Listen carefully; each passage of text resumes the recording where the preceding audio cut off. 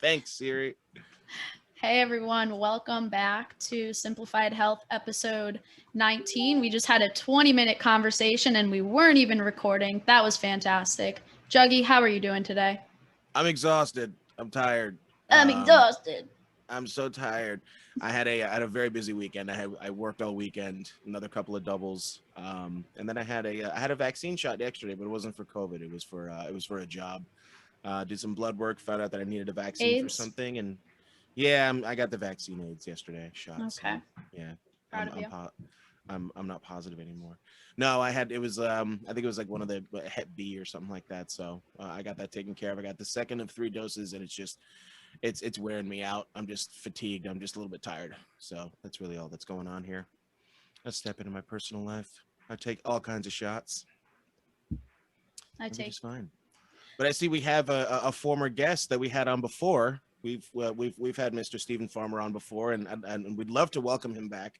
Welcome back, Steve. Really appreciate your time. Thank you. The fans have been demanding this. They've been crazy. I apologize. They're rabid. It was unprofessional the way they were just begging me to come back, but they're passionate. They wanted me back, and I had to give in. So, guys, glad to be here again. Yeah, Pitchforks honestly, and I've been torches, folks. Put them receiving away. I've been receiving countless messages. We got to get Stephen Farmer back on. It's like you're some comedian or something. Yeah, Some it's up there. big It's like shot. you're getting Got a few on messages up Twitter. to the 2s and 3s. Like it's just you can't even count how many are demanding this. It's insane. You're in high demand, man. Yeah, Stephen, tell us. So Stephen is a comic in where in Texas? Austin. Austin, Texas. And last time we talked a little bit about your book. So it's 90-10 Fitness, which is, correct me if I'm wrong, but basically all about getting 90% of the results with 10% of the effort. Yeah. And we didn't really get to talk too much about it last time. So today I want to talk all about your book, all about some advice that you can give to our fellow listeners, which are so just such a large number. So let's get this information out to these people. Stephen, Let's simplify. Yeah. you tell us about yourself. How did you get to this point? How did you become into fitness and all that good shit?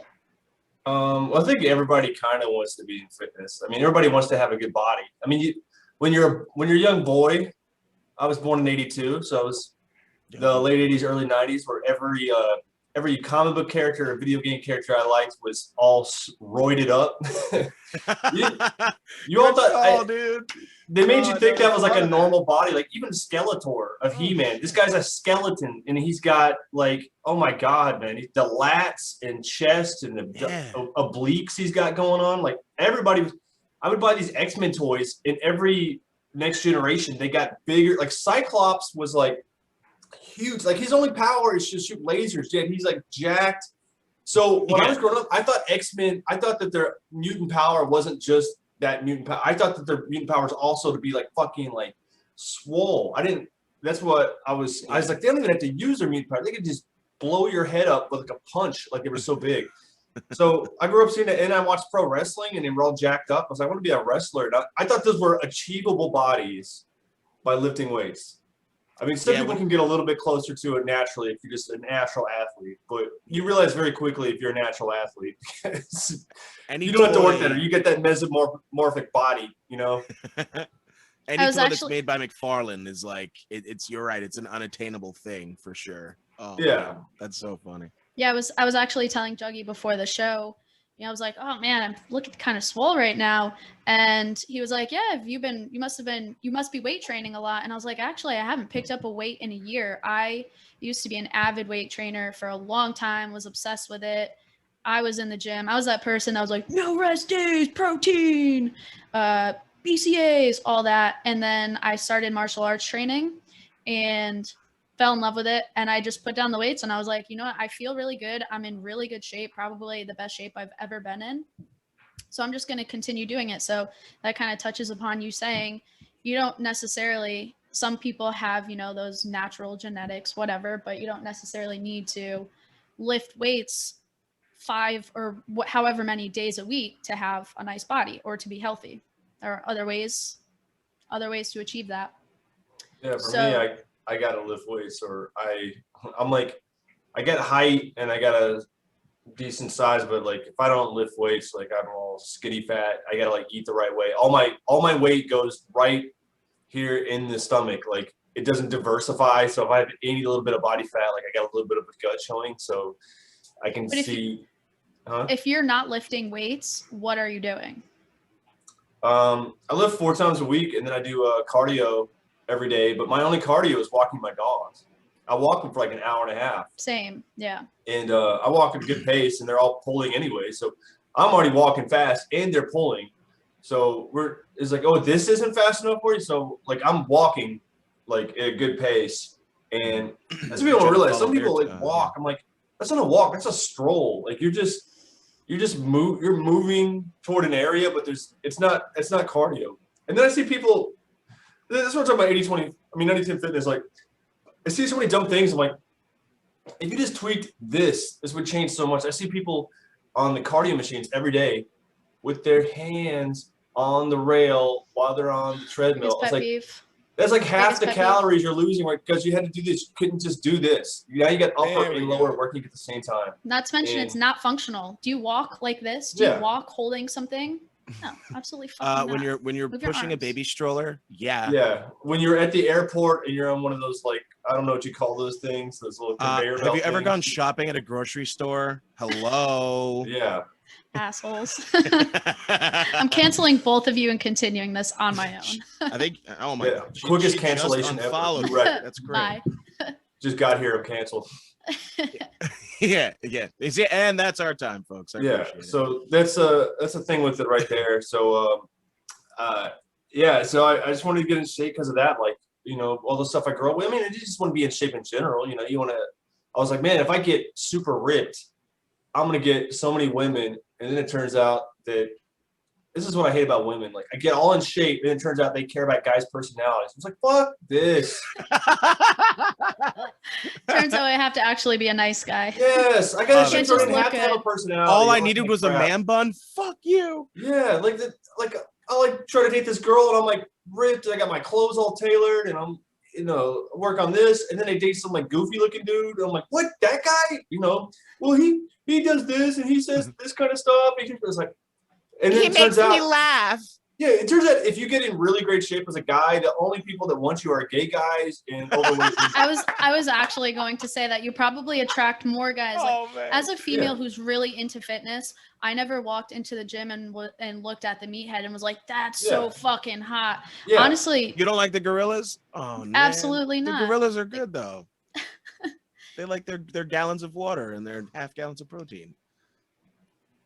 Yeah, and their steroids, but there's some women who like it because I guess her dad was like a bodybuilder, so some of them like that stuff. I know this one woman, every time she dates a guy, it's another like giant roided out meathead. They just walk. It's a very niche thing, but yeah, getting in great shape because I would like all the Hollywood actors that they would play, they were always in shape. So I was like, oh, women must like this, but I'm like, no, the only people that like you if you get super ripped are like gay guys and overweight women. So I think overweight women like it because it's like a thing like in their mind they should never be able to have. So if they get it, it means so much, but it was just, I don't know what it was. But. Well, that's where I was going with that. So I would, any time I would be lifting with other guys or something like that, they'd always comment on, whoa, that dude's ripped, that dude's jacked. And I'm just like, okay, that's great.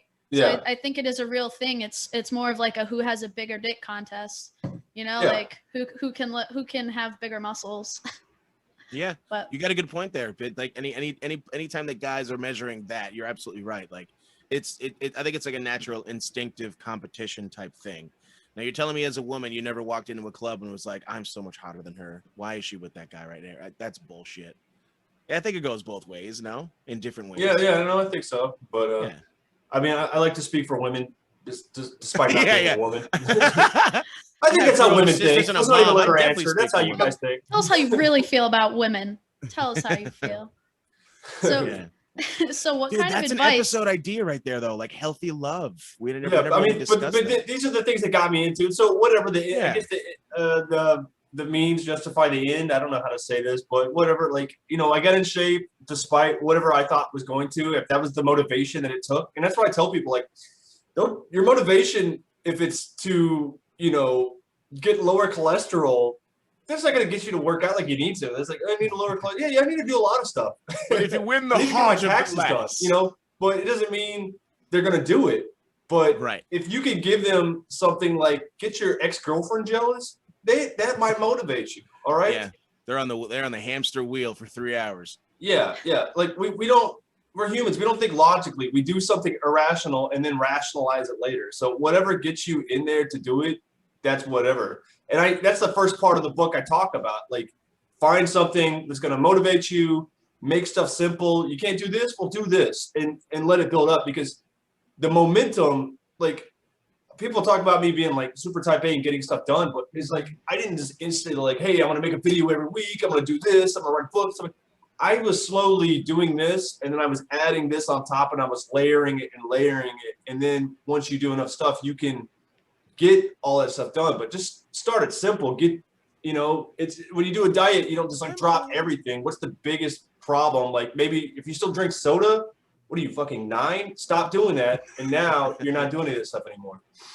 Yeah, so it shouldn't really be an all or none principle. So same thing that you say about diet goes for working out as well. You've never worked out before, and now all of a sudden your trainer says, I need to see you 4 times a week for an hour. That's ridiculous. First of all, you've never worked out before. That's going to suck on your body. And second of all, is that realistic for you? If you've never worked out before, you clearly don't fucking like it, or yeah, exactly. Too deconditioned. Third of all, I don't want to train somebody that much, So I'm like, are you sure you want to come in this month? Because that's my thing with training. It's just like, I'm like, I'll get the sale, and I'm like, all right, $1,000 a month training. I'm like, oh crap, now I got to see them 3-4 times a week. So what did I just sign up for? This is great sales for my personal training. But anyway, but it's like, some of them, they come in, they want to do 4 or 5. They say they want to do 4 or 5. I tell them, like, no, 2-3 times, and then we can add on to it. You could do maybe a third day on your own. And I tell them in the beginning, I'm like, look, I'm gonna teach you how to do all this on your own. And that's almost the best sales thing, because that shows them you're not trying to like just milk all this money out of them. Yeah. And second of all, they're probably going to keep training with you anyway, because a lot of them just aren't going to do it unless you make them do it. I've had people I've trained for like 6 years, same workout every single time. If I'm not there, if I'm gone for a week, they do not work out. So it's something to be said for that. I don't know. Some people need a person to make them do it. If you have the means, if you have the money, whatever it takes for you to keep working out, I guess. That's a wonderful point. I think that I don't know if you guys have seen that over the whole quarantine thing, that Michael Jordan documentary. The thing that I'm going to cut straight to the chase here. One of the reasons why he was so successful, and he admits this, he attaches an emotional motivation to every single basketball game he has ever played. He looks across the court and at the other team, and he says, "Who's their best player? Oh, he's the best player. Well, not today." He would say that he would have other players think that they're better than him, and players would admit, no, I don't think that I'm better than him. But if Michael Jordan thinks that person thinks that they're better than Michael Jordan, it's going to make Michael Jordan play better. So he always attached an emotional drive to his success. And I think that that's what people honestly need to do. You just brought up, it is kind of a funny point. It's like when a boyfriend just broke up with a girlfriend and heads straight to the gym, you'll never see a harder working guy in the gym ever, because he is emotionally attached to something. Not to get back into the X, he's trying to get back into the game, or whatever the motivation is. If you attach emotional to the drive, you'll be a little bit more successful. I really wish people would do that. I think as long as you continue to do, like you said, Steven, making those goals consistently, though, because then what happens when you're over breaking up with that person, or what happens when you're not trying to be healthy because you're in a relationship, you break up, whatever it may be, as long as you end up being Aaron Burr. That's what he got on steroids. He did, that was his thing also. But it's true. Like, I mean, if you want it bad enough, you're gonna keep doing it. I mean, I guess it depends on who you are, if it's a in shape thing, and how far you're taking it, because some people, they go too hard. I got some people, they're just like, they make it their whole life. I'm like, don't make this your whole life. Like, there's a lot of healthy things you do. Flossing is good for you, but flossing's not my whole life. I don't have Flossing magazine, Flossing weekly. I don't want on flossing blogs. Like, just floss, just work out. Yeah. Nothing excited about cleaning and maintenance, as somebody once told me, and it's true. You just have to do it. It just has to get done. So that's that's what I tell another people. good point. And like you said, like I was talking to you, Laura, like it's just making things easier and simpler. You know, it can demystify and not let people get so intimidated by this stuff, because they come in and they see all this equipment and you're like, wait, what do I do? How do I do it? And then you feel like, you're just like kind of like feeling yourself. I guess I do some of these for how long, I'm not sure, and I do some of that. Like, look around the gym, see what other people are doing. And I have people like following me around, like working out.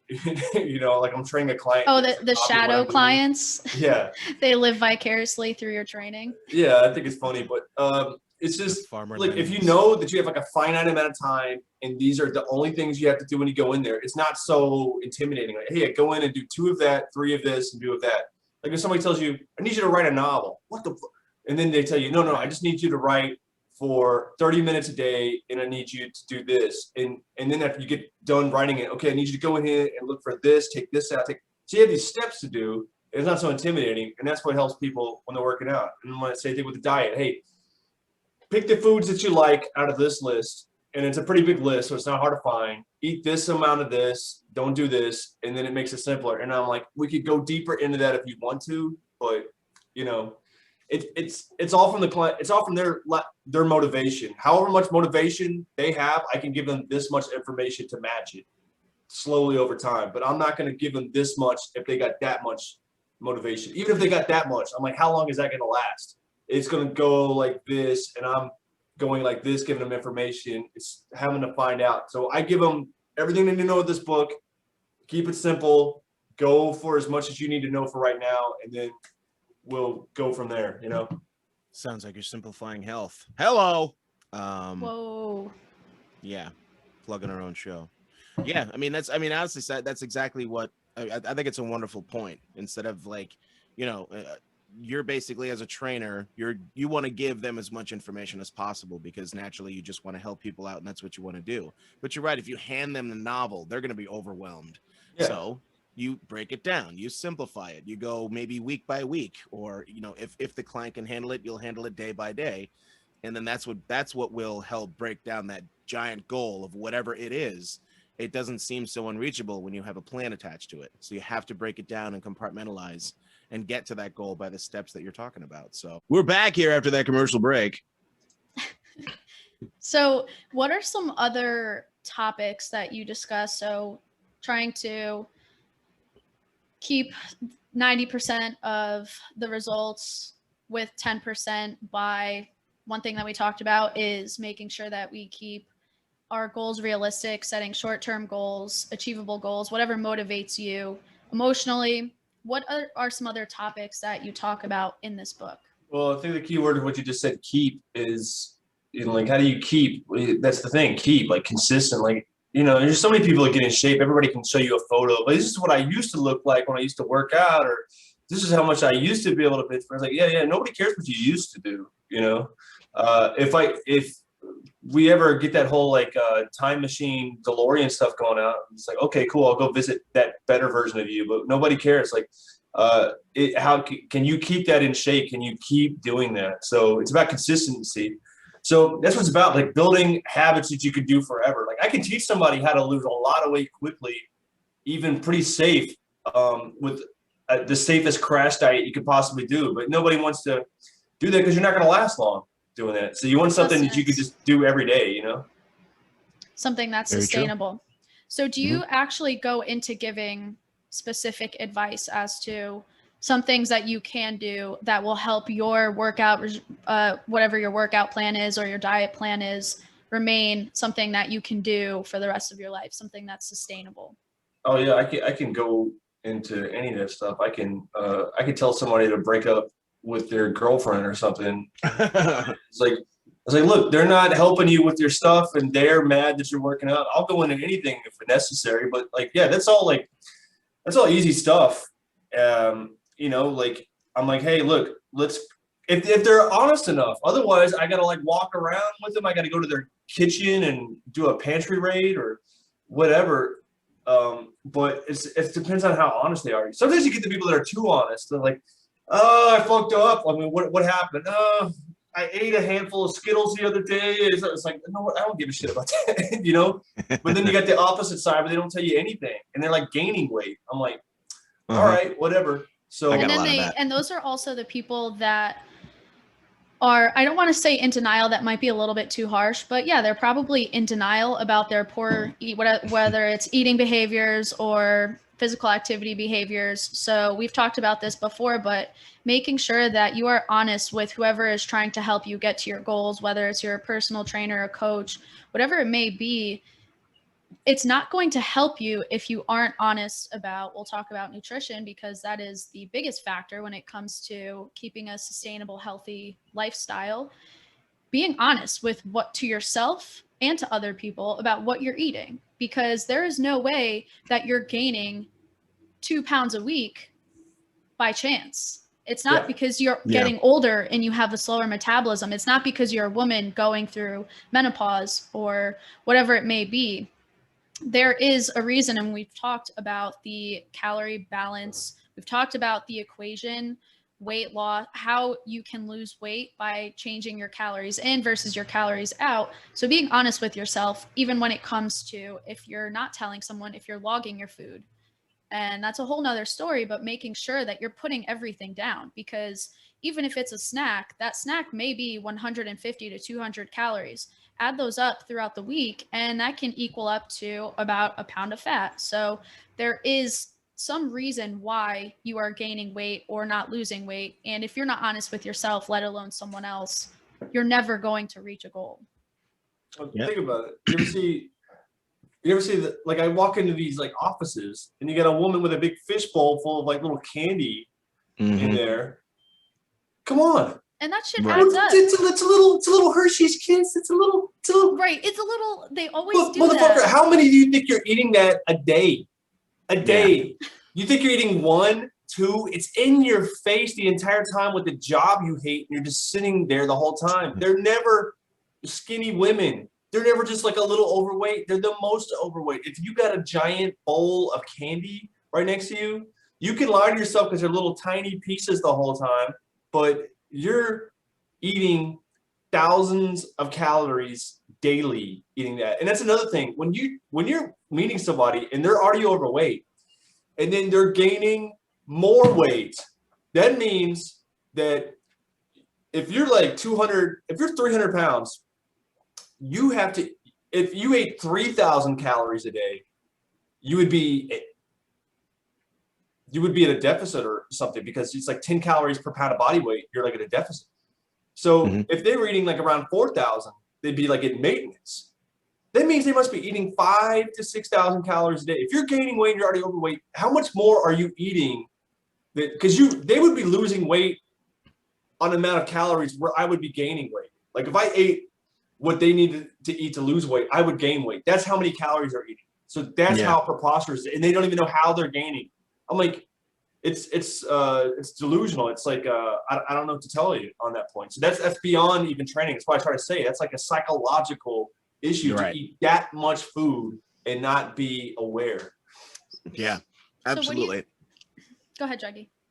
I'm just going to quickly say that just being self-reliant is so important. If you're lying to yourself, then you're just going to do nothing but damage to your body in different ways, whether it's eating too little or eating too much or whatever the case may be. So we're going to say it 1,000 more times. You have to be honest with yourself. That is one of the most important things that you can be. And you have to understand that as you're going on your healthy journey. Well, what's the old saying? Like don't believe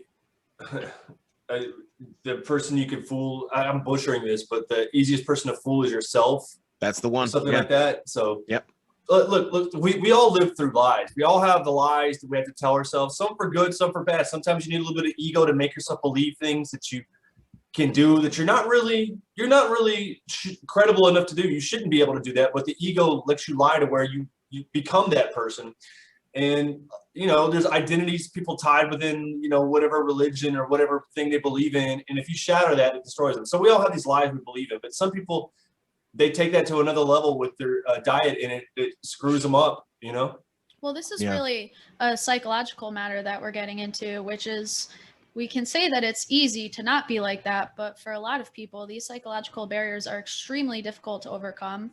And I can tell anyone, yeah, well, don't think like that, or don't lie to yourself, or don't do this. But at the end of the day, again, that's easier said than done. So how would you suggest that we can help people overcome these barriers? You know, the people that come to us, they lose a bunch of weight, and then they eat a bag of Skittles, and they come to you and they're like, oh, I fucked up. I had a whole bag of Skittles. And that to me is another psychological barrier to maintaining a healthy lifestyle. So what are some ways that we can get around it? More of that, kind of that if it fits your macros kind of thing. I think that's the problem with people when they're not aware of what they're doing. It's kind of like there's good food and then there's bad food. There's the right way and then there's the sinners. Bullshit. You know, they got this whole thing like you never do this, always do this. They got this kind of eccentric way of thinking of it, or they just aren't aware. And I try to like break it down, like look, you can have fun, and it's about the amount of calories over time. Like if you have like 1 or 2 bad meals out of like 19 meals that you had that week, it's not the end of the world. So that's why I can have fun, because I eat well every day. But then when I'm out, people always see me when I go out. I'm like, you're eating, pancakes and this. I'm like, because I ate well all week. So if I'm going out, I'm not going to eat grilled chicken. That's what I eat at home all the time. So yeah, people say that to me all the time. They look at me and they're like, oh, you're just blessed with good genetics. That's why you look like that. I see what you eat. You slam cheeseburgers, you slam beers. I see how you are. It's not fair. It's not fair that you're like that. And I look at them and I'm like, do you think that this is all I do every single day of my life? Yeah. No, absolutely fucking not. And even if I did, I work out so much that it probably negates most of that. But over time, I'm still going to gain weight. I'm human. Plus, you're not trying to lose weight. You're like at maintenance. So plus in maintenance, you have even an extra 500 to 600 calories that you can have on there. And, knowing this kind of stuff, it makes me aware of like what I can get away with and not, and all that kind of stuff. So that's a problem, because when I didn't know any of this kind of stuff, I'd be like, oh, I should never have, like, pizza's always bad, or this is always, I mean, pizza is trans fat, but this is always bad. You should never do this. You should never do that. And I'm like, no, you can like play around and have fun with it if you're doing it. It's like a budget of money. Did I pay my electricity? Did I pay my rent? Did I pay my utilities? Okay, now I have enough room to go over here and buy a Nintendo Switch.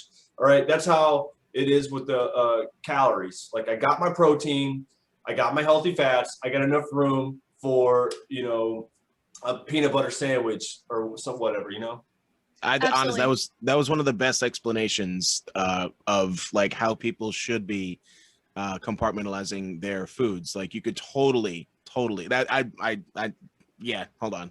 That was really good. Talking about macronutrients in a way that you're talking about like electric, gas, and I was just like, oh my God, like there you go, guys, get the book. And I love how you were. I love how you're also like, again, we're all here to simplify and stuff like that, but like the power of belief. Like people, like I'm gonna bring up that example you had before when that poor person, like they're eating those Hershey Kisses or they're having those Skittles for some reason. They believe that it's okay to have this right now. And they'll have every excuse in the world. For some reason, psychologically, they think that that's okay. And it's not. You're trying to change belief. If you tell them no, you're shattering their identity and you're making them feel like a piece of shit, because what's the other reality? That's what's hard to do, is to change their belief. It's not that bad. Yeah. If you take that reality, it makes them face, oh, I'm a piece of shit. And that's a lot to take in at once. They had to gradually come to realize that, like the end of the Matrix. Like you don't want to be like, oh, it's Ray Pablo. Oh, fuck. You want to slowly, like it's a sixth sense, like, wait a minute, I was dead the whole time. It takes a while to gather that. And so it's a lot to change. He's gonna pop. Instead of keeping, one small change, like you said, keeping it realistic, instead of saying, all right, get rid of that entire candy jar. No, maybe just fill it halfway so that throughout the week you only see that amount and you're already cutting your calories in half, just not your total amount of calories, but the calories that you're consuming from shit food, which I shouldn't say, because I also don't believe that there are foods that are terrible for you and foods that are good for you. I just think we should look at food as food. And if we consume those foods that are, so to speak, terrible for you in moderation, then they're not terrible for you. Yeah. That's like when people say if you drink too much milk because of the hormones, you're going to grow tits and this and this, and you're going to get, you can get cancer from it. Well, no, that's only in these studies where they find these negative health outcomes from things like overconsumption of milk. It's because they're having, whether it's animals or humans, consume an immense amount that is not realistic. So yeah, you can find everything. Whatever research you need to back up whatever bullshit you're trying to sell anywhere, you know. That's why people are like, oh, the milk's bad for you, this is bad for you, this is good for you, you know. I got my grandma trying to buy me French fries. I'm like, oh, grandma, I don't want to. You know, it's okay. They Wendy's, they put sea salt on it. Like, oh, okay. Yeah. I don't like when people do that. I'm just like, no, thanks. I don't want that right now. And they're just like, well, I made this for you. Oh yeah. Okay. How many times? I don't want it. Why are you trying to give me something that I don't want right now? No, it's okay. It's brick oven pizza. Oh shit. Right. Yeah. All right. That's my entire family. I don't want it. You know. That's what it's like to live in an Italian family. You're never gonna. You're never gonna leave. Never. I made the scrappatelli. I put all my heart and soul into it. Yeah, I don't know my love and passion Italians because I grew up in the South. We don't have a lot of them Italians down here. I've heard about you and Jewish people through like Scorsese movies. We're basically the same. Yeah, you guys like to eat a lot of that. The few Italian friends I got, they always know how to cook. That's what I know. They always. That we do. Yeah. But the thing with that is, so people look at us and think we eat a lot of food.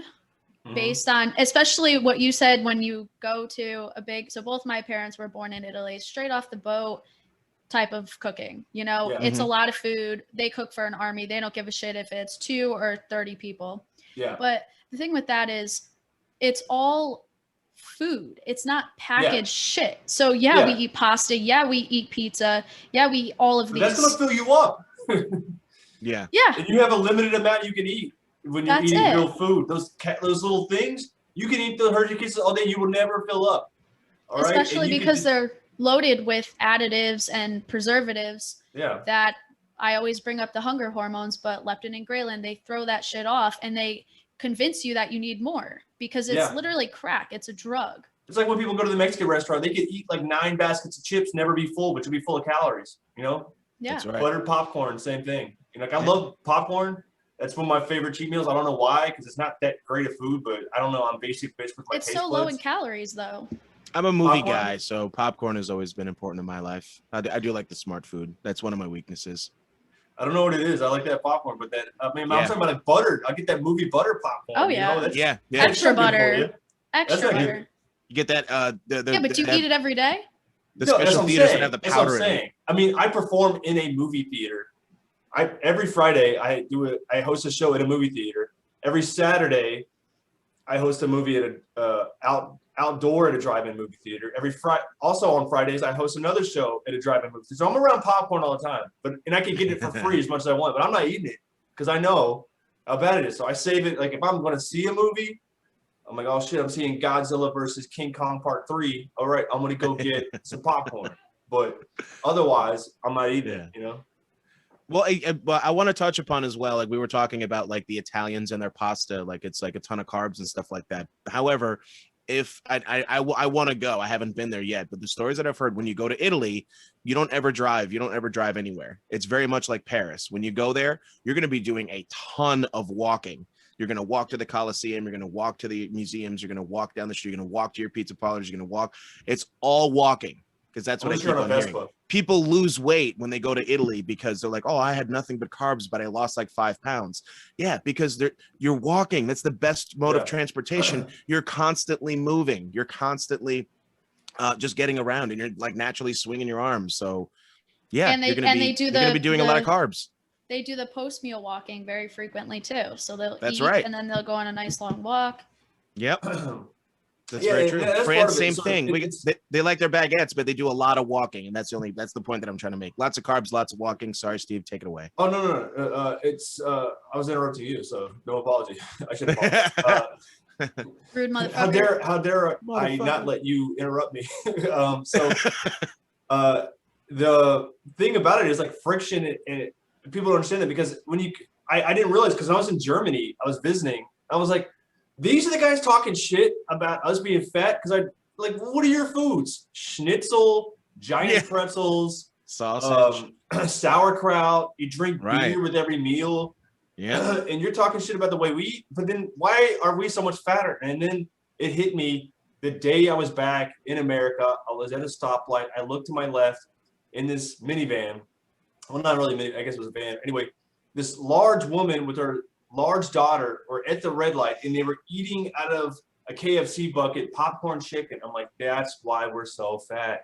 there it is. When you might be eating schnitzel and giant pretzels and drinking when you're in Germany, but they eat when they eat.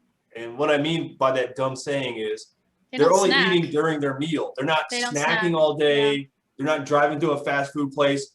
And the things that we are allowed to sell are not legal in a lot of places. The amounts of sugar we put on our food, they're just driving. I mean, they're getting fatter now. Like, I was dating this French woman, and she was telling Just me sounded that funny. they're getting way more fast food places. Like, everything sort of gets Americanized over time, and they don't like that. They were complaining to me when I was out there in 2013, like, you and your fucking ice bucket challenge. I was like, I didn't invent that. I don't like it either. But yeah, and like, they don't want their smoking to go to 18. I mean, they don't want their drinking to go to 21 and stuff like that. But it slowly starts to bleed over there, and the fast food stuff's happening slowly over there, and that's why it's just so easy. If you don't have friction, for the bad behavior, it makes it easy to do. You want friction for bad behavior, and you want good behavior to be easier to do. If you can't drive, you have to walk. It makes you lose weight. If you can't eat the fast food, you're not going to get fat. It makes it easier. We're basically just whatever path is the easiest, people are going to like start to go over there, and it's normalized. You see everybody in your family eating like shit. All your friends eat like shit. I guess I'll eat like shit, you know? Yeah, I think that's the hardest part when it comes to exercise, nutrition, all that good stuff are your surroundings. I mean, if you're surrounded by people that don't really give a shit about their health, it's going to be easy for you to fall in that same trap, which is why I always emphasize the importance of doing it for you, not for, I know you say, to get back at your ex, and realistically, that's how people work. And you're right. You're absolutely fucking right. Horrible, but at the same true. time, if you're not doing it for you, you're always going to be looking for someone else or something else to blame, rather than being like, well, I don't want to be a piece of shit when I'm 80 years old and struggling from all of these different negative health outcomes. I'd rather at least try and make some small changes right now so that I'm not living in a struggle while I'm older, health-wise. Yeah. I think But that it's balance. Yeah, I think that honestly, you'll find more success when the drive and the reason why you're trying to be healthy is intrinsic. You should do it for yourself. You shouldn't do it in spite of other people. I don't think, because you're right. You're going to hit a point where, okay, well, either you got the girl or you moved on or whatever the case may be. And it's like, okay, what's your motivation now? Well, I don't have any. So why am I here? That's unfortunate. We don't want to hear that. 50 pounds back. There you go. I find that during Some Biggest sick back. lick. I was always wanted to be in shape, but that got me to like an extra level. Then once I got it, I kept that habit. Right. You know, I'm good at keeping habits.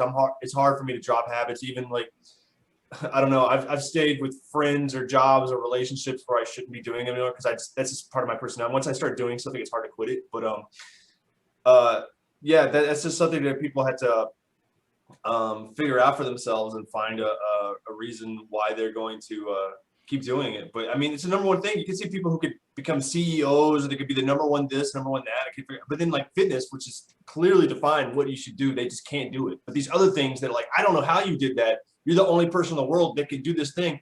They still have a weight problem. And then they got to hire somebody like me to teach them something that's clearly written on a Wikipedia article, how to lose weight, you know, but this is how it works.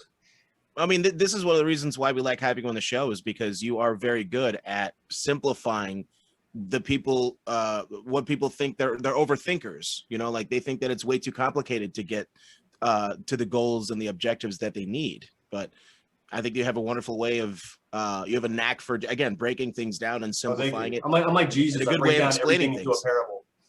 Yeah. I mean, that's really all it is. I mean, you can we just start saying that I'm like Jesus? Sayings. Yeah. No, I'm an overthinker myself, so that's how I was just gonna say I'm an too. overthinker. Yeah, yeah, I admit that as well, and it's like this is why I sympathize and I empathize for the overthinkers, because it's tough. Both the thighs. Yeah, all the thighs. Yeah, and like Jim Stansel, I don't know what he's been up to since the last time I was on here. He was the focus of the last time I was on here. Maybe he has to find a new focus. Maybe his focus like, oh, I got to get in shape. I don't know if that's going to work, but maybe if I get in great shape, it'll show Chad Zumach what the fuck is up, and then he'll get in great shape or something. I don't know. Yeah, absolutely. It's okay to change your motives along the way, but he's actually lost. He's lost, I think, Juggy, do you know? Not 20, exactly, but maybe 20 pounds. I think he's lost about 20 pounds since then, and it's been very sustainable. He's still being a human. He's still on Twitter shoving hot dogs and burgers in his mouth. Yeah, like yeah, a savage. I saw that. Yeah. So he's still living his life, and all he has done was start focusing on his calories. He just journaled. That's the only thing he did, and he's been losing. He's been keeping, like Steven used to put it best. He's been keeping. He's been very consistent. Yeah. He's been sticking with it, and my hat's off continuously. I say it every time we bring up Jim Stansel. Is funny and it's so crazy, and he loves the comedy and stuff. Still a good friend of mine, and I just want to see him healthy. I just want to see him healthy and happy, and I'm really happy that he's continuing it, and he's being honest with himself too. Like he's like, yeah, there's nights where I overeat. I'll journal it. There's nights where I'll drink a little bit, a little bit more than I should have. He'll journal it though. He's honest with himself. We talk about it. And he's keeping on keeping on. Gotta shout out to the stance. Right. He doesn't see his journaling as a big deal because when we went over it, we explained to him, don't make it down to the T. Of course, it's not going to be 100% accurate if you're like that. But if you are constantly trying to put in every single little thing, you're going to drive yourself crazy. He's busy at work. He has other shit he's got to do. He's not interested in getting it down to the T. He's just interested in building his awareness on, okay, well, I can consume this for the same amount of calories and get the same get this, just kind of the balance that we've been talking about. Yeah, so that becomes crazy about it.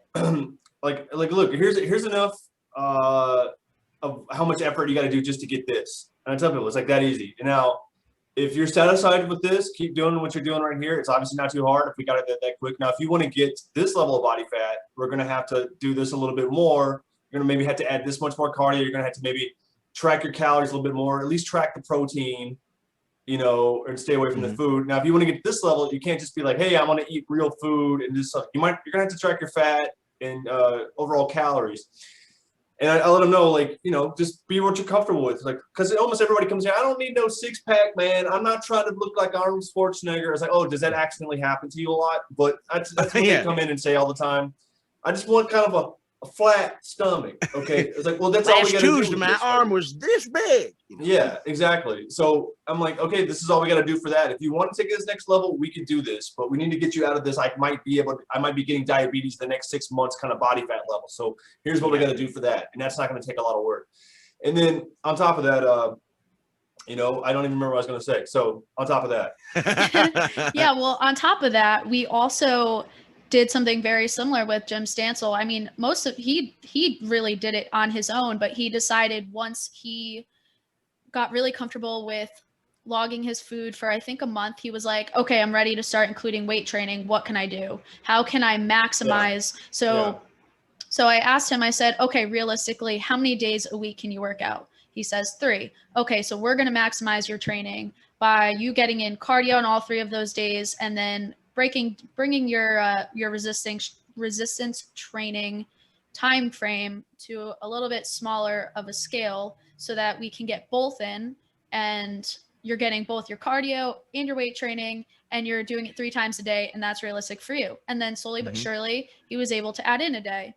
So again, starting small, working your way up to your comfort level. If your comfort level stops at working out 2 days a week, it's better than none.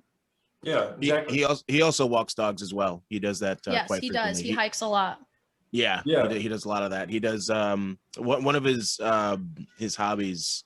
He likes to kayak as well. He loves to go out to the Sound, and he likes to go out to this island and stuff. And he does all that cardio stuff. So I was gonna say, don't eat food you don't like. Don't do cardio you don't like. If you don't like swimming, don't swim. If you don't like running, don't run. If you don't like cottage cheese, don't eat cottage cheese. That's why I tell people, just do the stuff you like. Don't do something you can do for the rest of your life. Make it fun. Right. Make it work for it. Another thing I was going to say about calories is Counting calories, you know, I know it sounds like a lot of fun. You know, you want to jump. No, and it doesn't sound like fun. People make it sound in their mind like you're doing your taxes every single day, but it's not. It's really quickly. Especially our forefathers used to have to write it down on pieces of paper and look it up on the back of a label. You just have like an app, and if you put it in before, it's like that much quicker. That's it. And we're creatures of habit. We do the same shit for the most part. And when you track it, it lets you know what you can get away with. You can like force your things, and that's what allows me to eat more fun stuff during the day, because I know if I just do this, do that, and then you can see.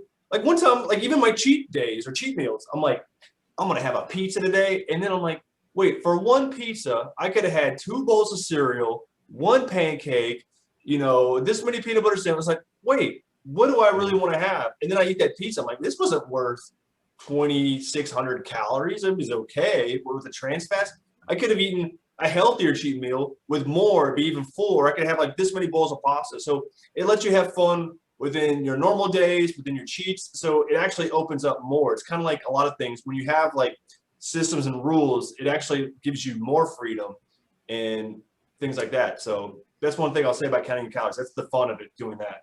Yeah, I absolutely agree with you. When you get the remainder at the end of the week, you're absolutely right. Like, I could have this. Like, I have the power of choice on today. Like, yeah, exactly. Yeah, you do. You earned it. That's the fun part about it. Yeah. And then you make those decisions where you're like, okay, what do I want more, this or that? And yeah, that's where the balance comes in. And again, just building that awareness on how calorically dense certain types of food actually are. You know, some people think that, referring back to the bag of Skittles that fat bitch at her office desk was eating, she doesn't realize that might be 200 calories, and she could eat a whole, maybe like 2 bags of crackers, a lot more, and they're much more pleasing to the eye, and they make you feel full faster compared to that one little bag of Skittles.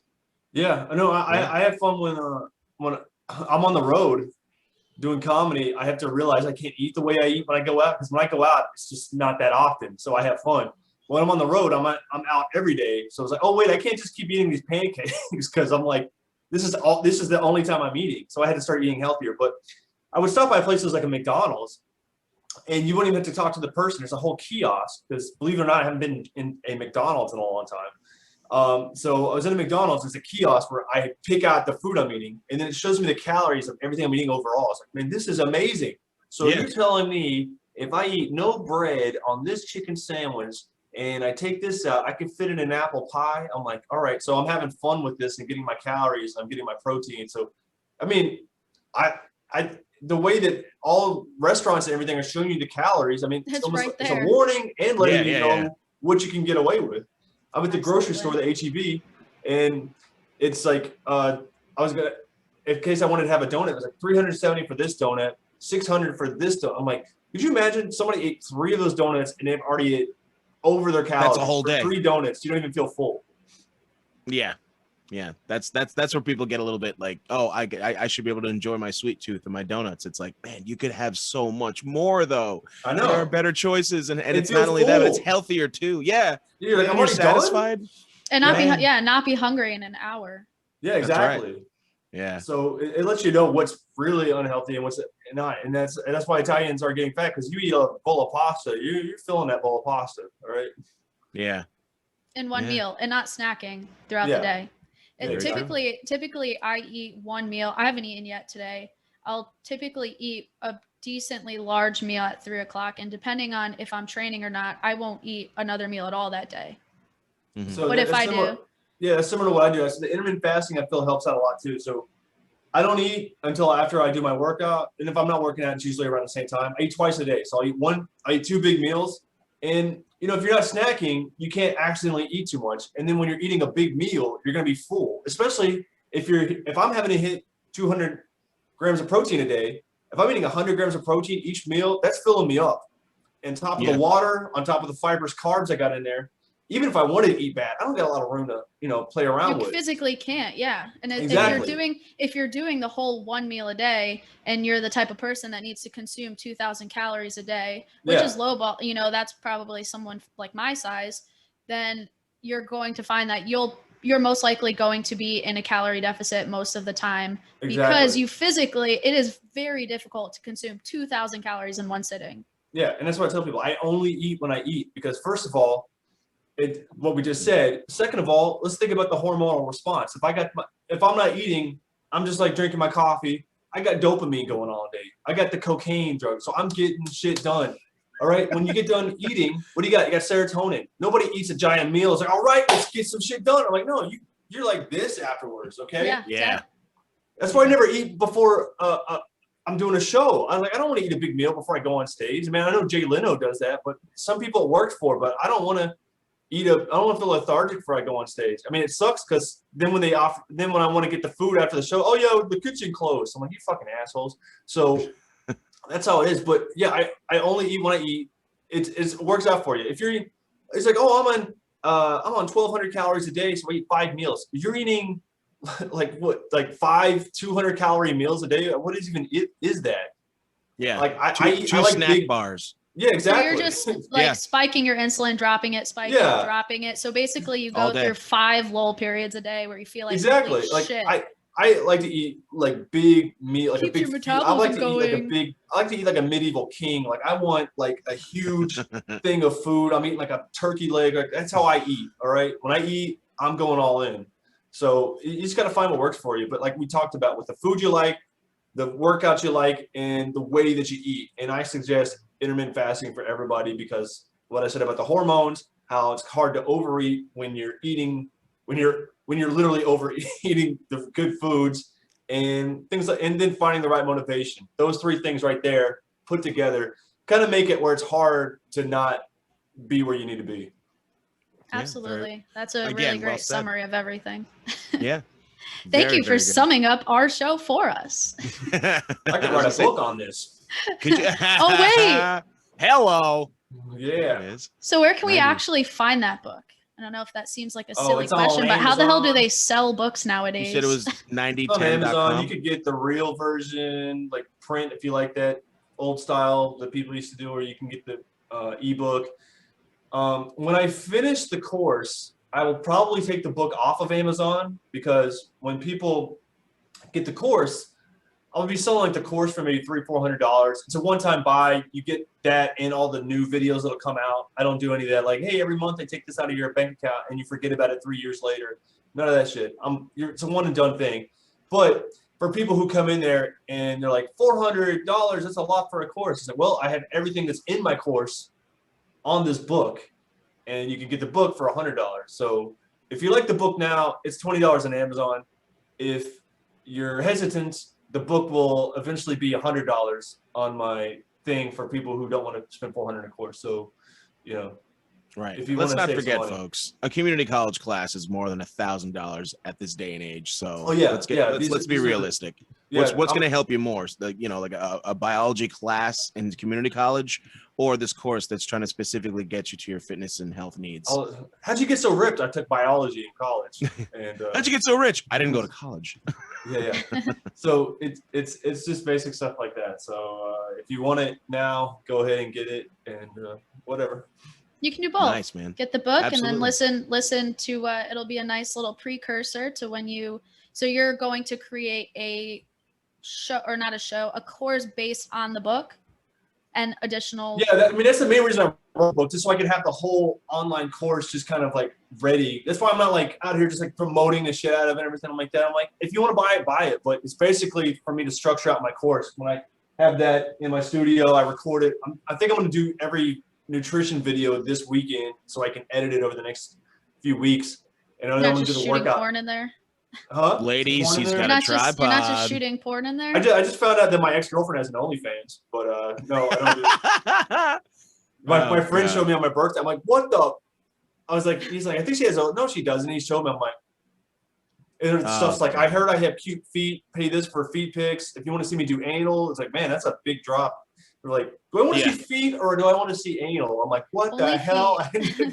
Yeah, what a difference. Yeah, so I don't know, but yeah, the course I've learned how to do it. I took a $800 course on how to make online courses, and it's so you'll be okay at it. Yeah, I mean, if I sell 2 courses, I've already made my money back on the course. But yeah, that's true. All right, one for me, one for Chuggy. We're good. Done. Yeah, we're only doing this for free. Yeah, we just want to get like free stuff. That's really why we're doing this show. We just try to get people on who have books. We're just trying to get free books and courses, man. Yeah. Well, yeah. I don't know how much you guys want it, but yeah, you guys get it. I didn't know you guys want. If you guys want my course, go for it. You guys can promote it. Hell yeah, all about it. Absolutely, man. No, but I do like. I really do.